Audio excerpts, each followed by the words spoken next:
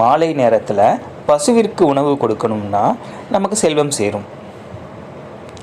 வெள்ளிக்கிழமைகளில் மாலை வேளையில் சுத்தமான சாம்பிராணி கொண்டு வீடு முழுக்க புகை போடுவதன் மூலம் வீட்டில் ஏதேனும் துர்சக்திகள் இருந்தால் அது விலகிடும்.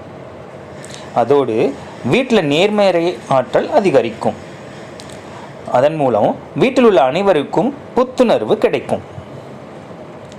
அரச மரத்தடியில் வீற்றிருக்கும் விநாயகருக்கு வெள்ளிக்கிழமை அன்னைக்கு 11 தீபம் ஏற்றி வழிபட்டு வந்தோம்னா பணவரவு அதிகரிக்கும்.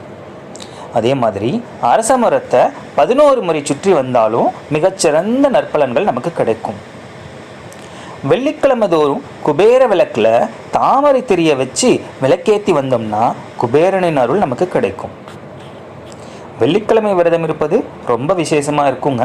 தொடர்ந்து ஒருத்தங்க வெள்ளிக்கிழமை விரதத்தை கடைபிடிச்சு வந்தாங்கன்னா லக்ஷ்மி, முருகன், சுக்கிரன்